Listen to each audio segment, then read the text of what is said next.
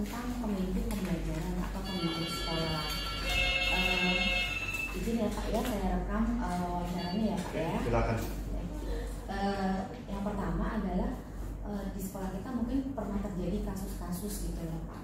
Yang pastinya Bapak sebagai kepala sekolah mungkin bisa membagikan pengalaman kepada saya jika kasus tersebut bagi Bapak merupakan dilema etika ataupun rujukan moral. Contohnya seperti apa ya, mungkin ada berbenturan beberapa pihak gitu yang membuat Bapak harus mengambil keputusan dan merasa itu berhubungan dengan dilema etika ataupun rujukan moral dari hati Bapak sendiri. Apakah Bapak pernah mengalami hal tersebut? Baik, terima kasih Bu Intan. Kita percaya bahwa setiap sekolah itu tidak ada yang sempurna 100 ya. Artinya gesekan-gesekan baik dari guru, bahkan dari orang tua itu pun ada juga ya.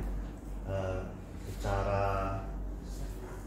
garis besarnya yaitu bahwa dari kriteria moral ataupun etikanya ya, intinya bahwa pada dasarnya kalau orang terjadi gesekan itu sudah pasti emosionalnya sudah tidak stabil atau mungkin kurang nyaman, sehingga ini dampaknya ke tindakan-tindakan daripada yang bersangkutan. Seperti itu Bu. Nah, jadi hal-hal ini kita harus mencermati dari mana kita harus mengambil keputusan.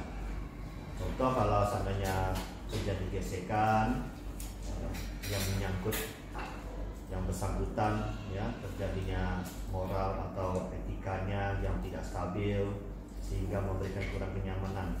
Yang pertama yaitu ya kita mencoba mengundang ke pihak-pihak yang bersangkutan ya, dan tidak di luar lingkungan sekolah, baik di lingkungan yang dekat temannya itu pun tidak boleh.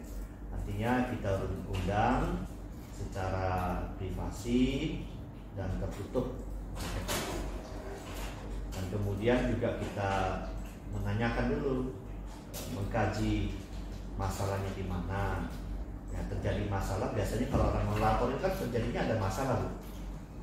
Biarkan orang itu bercerita, lalu kita menyimak, menganalisa, dan setelah itu kita berusaha tetap netral. Kita tetap netral karena ini sekolah, karena kita tidak boleh memihak kepada siapapun. Dan yang setelah kita mencermati masalahnya di mana, kalau sudah ada temuan, barulah kita cari tahu lah akar masalahnya di mana. Biasanya kalau untuk menemukan masalah itu mudah, tapi untuk menemukan akar masalahnya itu susah. Seperti itu. Karena baik dari siapapun terjadi gesekan, akar masalah ini adalah dia bisa berupa yang berpihak kepada siapapun gitu loh, akar masalah. Nah, jadi oleh sebab itu apabila sudah terjadi menemukan akar masalah, maka sehendaknya kita tetap netral dan berpihak kepada baik yang salah, baik yang tidak bersalah. Nah, artinya kita memberikan panduan bahwa dari pengalaman-pengalaman kita, tujuan misi visi sekolah kita, ya.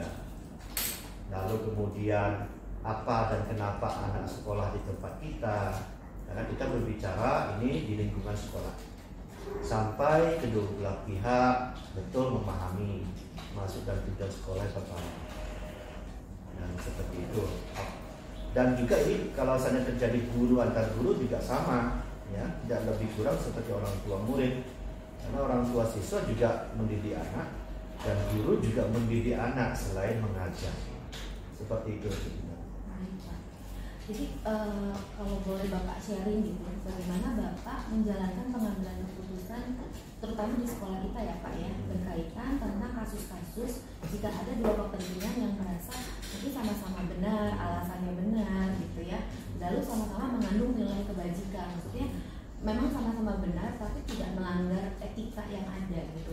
Bagaimana Bapak dan mengambil itu terjadi keputusan? oleh gesekan atas harapan kita gitu. Baik. Jadi gini, itu saya kira sebetulnya adalah sekolah itu memberikan pelayanan baik dari kepala sekolah, dari wakil sampai perangkat ke gurunya. pertama harus mengingat bahwa memberikan pelayanan. Nah, oleh sebab itu yang terjadi terhadap guru sama guru artinya bahwa tetap sama. Pertama kita tetap mengundang yang bersangkutan dan ini tertutup, lalu kita memberikan kesempatan untuk memaparkan kenapa bisa terjadi dan apa yang dimaksud tujuan mereka agar mereka bisa saling memahami.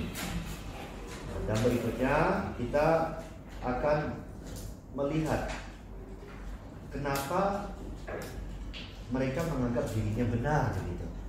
Nah, dari sudut pandang mereka masing-masing, ya. Dan tentulah kita sebagai pimpinan kita mesti tahu karena tidak jauh pandangan daripada guru-guru tidak jauh dari juga rencana tidak lanjut sekolah.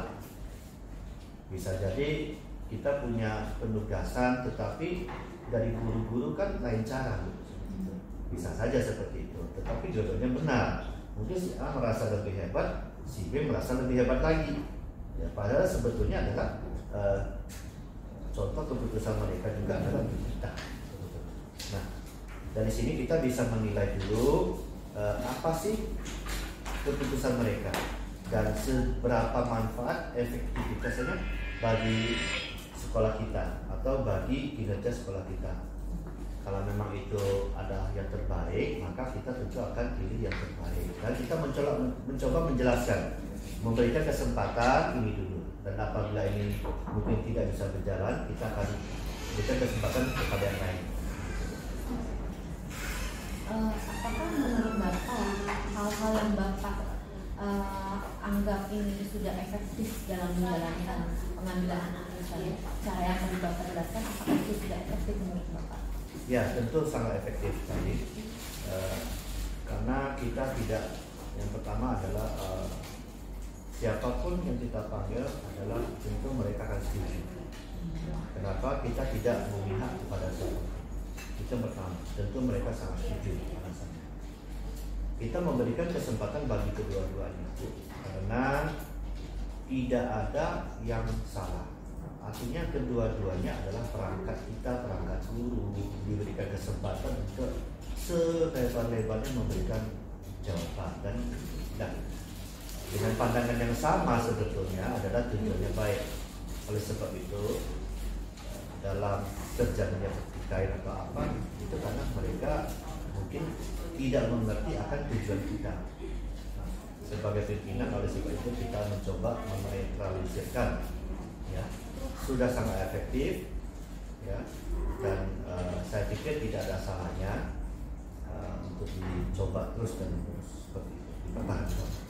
Menurut Bapak, tantangan apa yang Bapak hadapi saat mengambil keputusan? Karena dua pihak ini sama-sama benar gitu ya, dan kedua pihak ini juga mungkin tidak melanggar dari nilai-nilai kebajikan yang ada gitu, yang ada di sekolah gitu.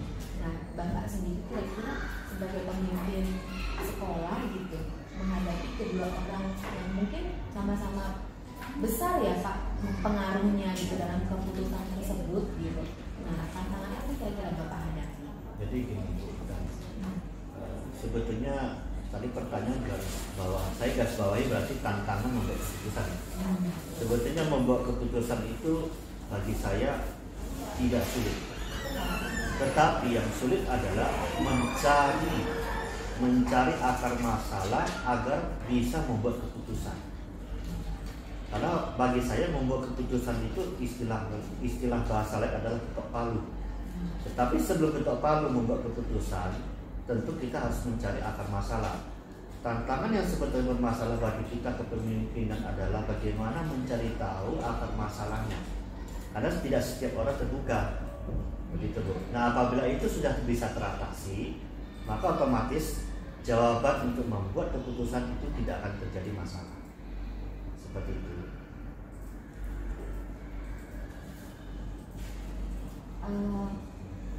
Apakah Bapak pernah menjadwalkan gitu ketika terjadi suatu kasus, Bapak ingin menyelesaikan nih kasus tersebut, mungkin jadwal itu dalam arti apakah ada target gitu dari diri Bapak sendiri, oh kalau ada kasus seperti ini sebaiknya diselesaikan dalam waktu 1 atau 2 minggu atau segala macam, atau sudah biarkanlah sesuai berjalannya waktu baiknya seperti bagaimana? Baik, terima kasih Bintan. Jadi ini pertanyaan-pertanyaan tentu yang mengarah bagaimana mekanisme melaraikan, menyelesaikan masalah kasus di sekolah, terutama di bagian ketenaga kerjaan. Jadi begini, kalau pertanyaannya durasi atau waktu, ketentuan waktu untuk menyelesaikan masalah, ini tergantung bobot masalah. Artinya tergantung bobot masalahnya seperti apa. Kalau masalahnya itu memang merasa harus sangat ekstrim, ya artinya memang wajib harus diselesaikan dengan cepat, tidak boleh ditunggu, yaitu memang harus cepat kita panggil. Dalam hari itu juga kita wajib panggil, karena memang dampaknya sangat parah gitu.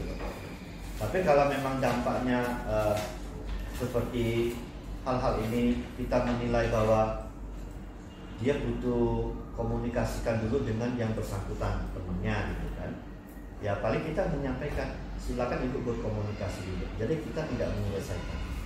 Kita memberikan kepercayaan antara yang bersangkutan sama yang bersangkutan lainnya, antara rekan sejawatnya yang mungkin lagi sedang lagi ada gesekan, lagi ada masalah seperti itu ya.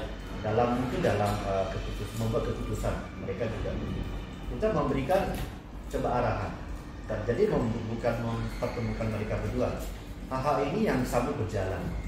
Istilah lain rawat jalan gitu. Kalau ada rawat inap, ada rawat jalan gitu kan. Jadi kalau memang tidak perlu rawat inap ya kenapa? Ya tidak usah rawat jalan gitu. Jadi kita sambil membina berjalan. Tapi kalau memang bobot masalahnya tidak bisa lagi, ya mereka harus dipertemukan dan kita tidak boleh tunggu seperti itu. Kalau Bapak sendiri ketika sudah mengetok palu lah, saya mengambil keputusan seperti itu, Bapak sudah memberikan solusi tentang permasalahan tersebut, intinya seperti itu ya Pak ya. Nah, apakah Bapak pernah lagi gitu, maksudnya seperti rencana tindak lanjut, apakah keputusan yang Bapak sudah ambil itu memang tepat atau ternyata ada yang kurang tepat gitu? Jadi begini, evaluasi lah ya. Baik. Sejauh ini yang bisa menilai kita itu adalah memang rekan atau sejauh ataupun orang lain. Karena kita tidak bisa menilai diri kita sendiri. Namun secara profesi kita bisa menilai hasil keputusan kita itu bagaimana. Karena pada dasarnya kita ada hitam di atas putih.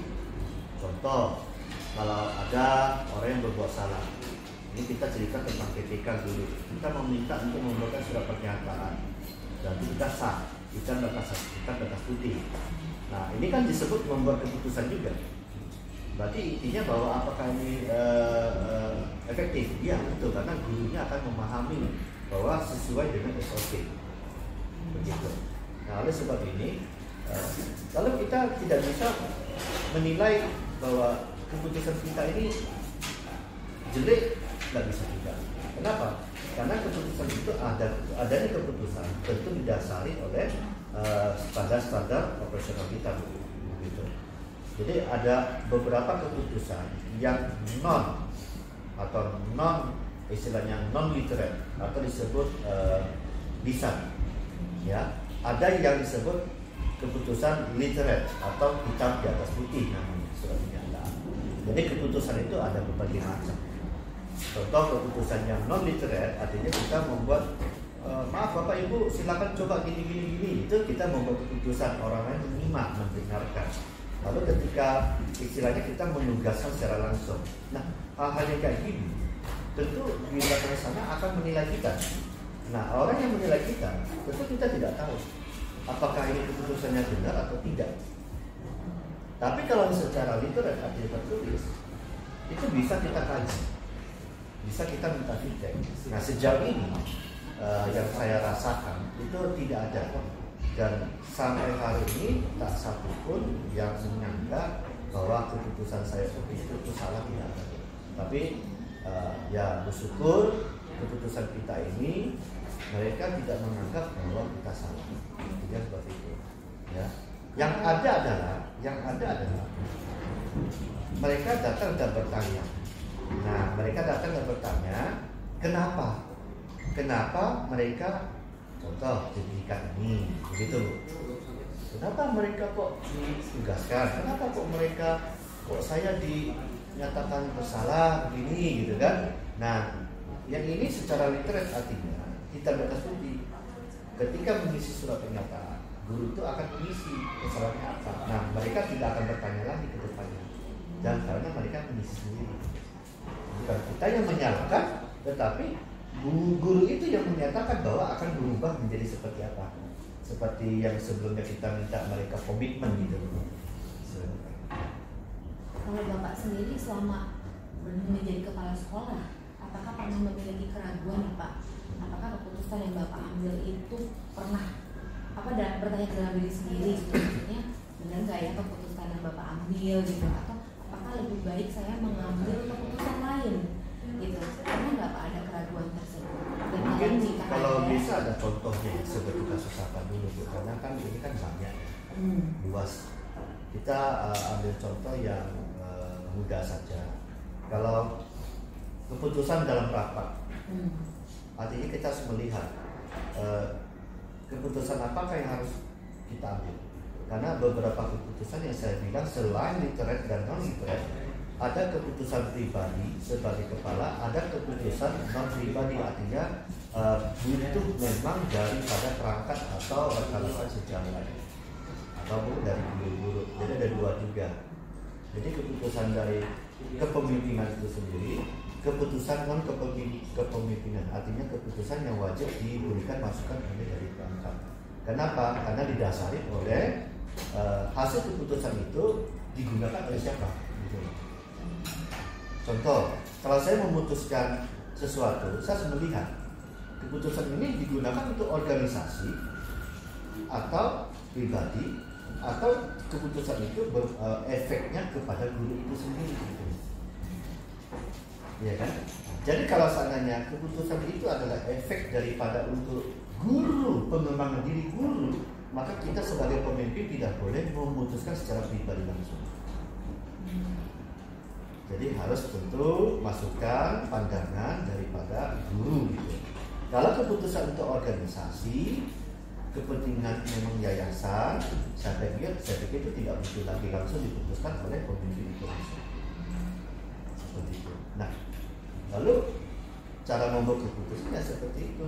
Ada jenisnya apa? Literat, non literat. Kalau non literat itu secara langsung diumumkan. Nah, yang kayak gini itu memang tindakan keputusan yang memang penugasan dari kepala sekolah. Ya, kadang itu juga tidak boleh salah, harus lihat dan kaji dulu kan gitu ya. Semacam kita lihat ada masalah guru sama guru mungkin kan bertikai, ada guru datang melapor, kita nggak mungkin juga suruh isi surat pernyataan, karena tak mungkin yang melapor kita suruh isi surat pernyataan. Jadi artinya kita minta sampaikan secara lisan, ibu sabar, coba cari tahu dulu masalahnya apa, akar masalahnya apa, baru temui saya. Nah itu kan secara lisan.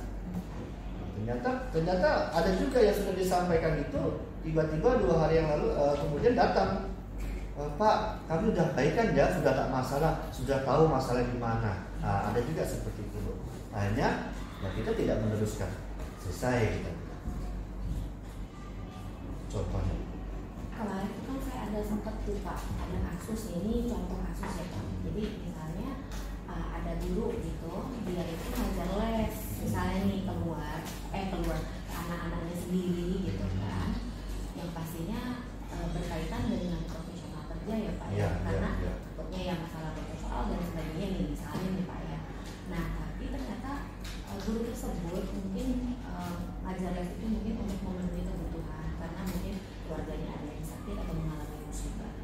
Nah seandainya terjadi kasus sejenis seperti itu gitu kan, kita berhubungan dengan benturan kemanusiaan gitu ya Pak. Apakah Bapak akan menindak guru tersebut gitu? Atau bagaimana Pak? Kira-kira mungkin bisa Bapak pernah mengalami kejadian tersebut yang bisa di-sharing ke saya gitu. Ya, hal yang semacam itu sejauh ini belum ada. Tetapi kita punya standar Artinya standar ini kita sebagai pemimpin harus sudah jelas dan mengerti apabila terjadi dan bagaimana mengatasinya. Itu yang pertama. Kita masuk kalau terjadi masalah itu artinya bahwa ya tentu kita meminta yang bersangkutan untuk tatap muka bertemu. Yang pertama kita tanyakan dulu apakah mengetahui SOP standar daripada, karena kita sekolah swasta, maka kita menanyakan standar yayasan seperti ini. Apakah sudah mengetahui belum? Begitu. Yang kedua, kita sampaikan kenapa kita cari masalahnya apa, kenapa harus mengajar kalau sudah tahu, kan gitu. Lalu kalau memang dia memang karena ekonomi harus menambah itu untuk perobatan dan lain-lain, berarti akar masalahnya adalah dia tidak punya biaya untuk menghidupi pengobatan dan lain-lain, sehingga masalahnya adalah dia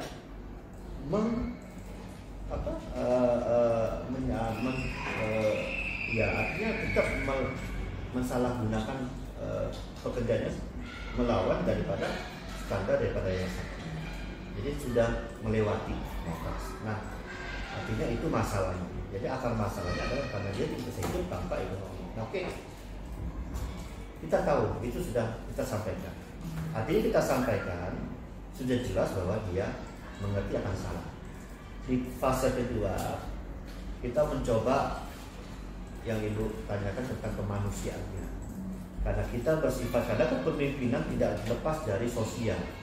Ya, kepemimpinan, lalu juga ada pedagogik, juga ada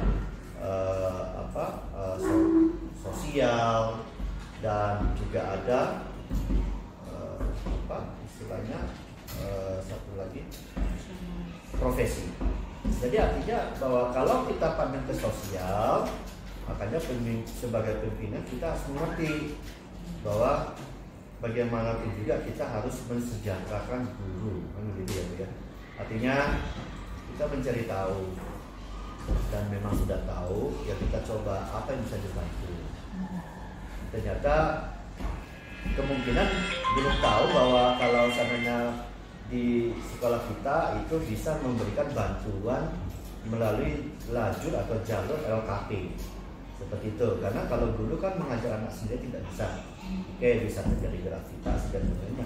Nah, lalu kita lanjutkan untuk mengajarkan melalui jalur LKP, kan bisa saja. Kalau sekolah itu ada LKP, kalau tidak ada, ya kita kasih tahu bahwa ini jelas tidak bisa. Itu kan bisa saja mencoba membuka usaha kecil-kecilan, dagang kelontongan, ya mungkin ada saudara bantu dan lain-lain. Kita mencoba mencari tahu dan bertukar pikiran seperti itu, agar di samping mengajar menjadi guru, dia juga bisa mendapatkan pendapatan income pasif gitu. Itu nih satu.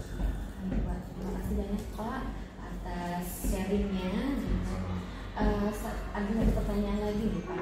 Apakah ada seseorang atau faktor-faktor lain yang membantu Bapak gitu, dalam mengambil keputusan untuk kasus-kasus seperti tadi Pak yang saya ceritakan? Ya tentu.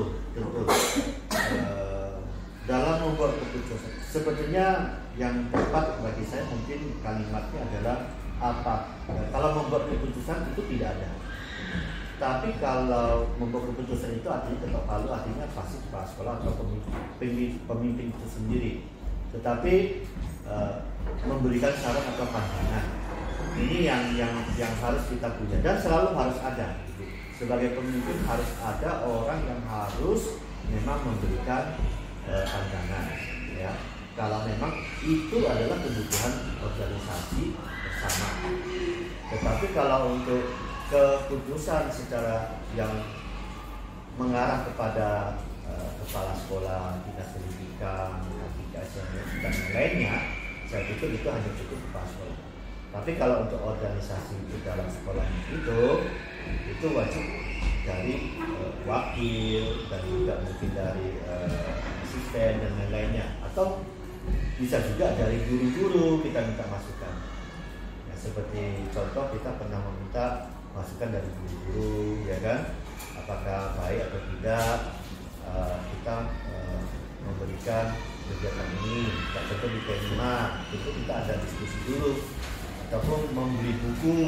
Pasti kita tidak bisa membuat keputusan sebagai kepala sekolah, tidak bisa sendiri, karena yang mengajar guru, yang menggunakan guru bukunya.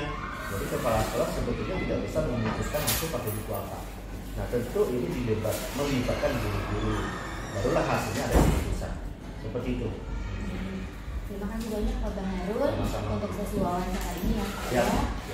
Bagi saya pengalaman yang Bapak bagikan ini memberikan juga banyak wawasan kepada saya. Tentunya karena terus terang Pak, kekurangan saya adalah saya sangat sulit kalau misalnya untuk mengambil suatu keputusan itu. Ada banyak juga sedikit keraguan dan lain-lain ya seperti yang tadi saya tanyakan kepada Bapak. Terima kasih banyak waktunya ya Pak Bang Harun. Semoga apa yang kita bicarakan hari ini bermanfaat terutama